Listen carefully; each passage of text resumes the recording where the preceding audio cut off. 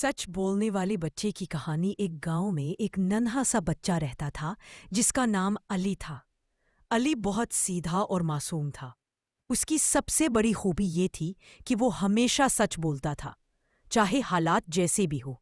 उसके वालिदैन अक्सर उसे समझाते कि सच बोलने वाला कभी नहीं हारता। एक दिन गांव में एक बड़ा तज्जार आया। उसने ऐलान किया कि जो बच्चा सबसे ज्यादा ईमानदार साबित होगा वो उसे इनाम देगा। ताजिर ने बच्चों को पिलाकर एक एक बेच दिया और कहा, उसे अपनी घरों में लगा दो। 6 महीने बाद जो सबसे खूबसूरत पौधा लेकर आएगा वही जीतेगा। तमाम बच्चे खुशी खुशी बेज ले गए। अली ने भी बेज एक गमले में लगाया।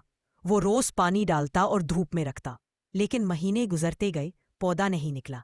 अली बहुत परेशान हुआ मगर झूठ बोलने का सोचा भी नहीं। 6 माह बाद सब बच्चे अपने खूबसूरत पौधे और फूल लेकर आए। अली के हाथ में खाली गमला था। सब बच्चे हंसने लगे, लेकिन जब उसने सच्चाई से बताया कि उसका बेज नहीं होगा तो ताजिर मुस्कुरा दिया। ताजिर ने कहा, ये सब बेज मैंने उबाल दिए थे, टाल दिए थे ताकि उग ना सके।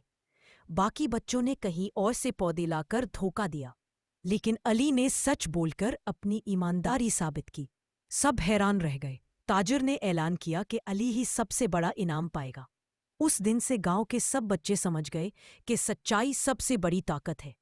दोस्तों, मज़ीद दिलचस्प कहानियां सुनने के लिए सब्सक्राइब का बटन दबाएं और बेल आइकन पर भी क्लिक करें ताकि हर नई कहानी आप तक फौरन पहुंचे।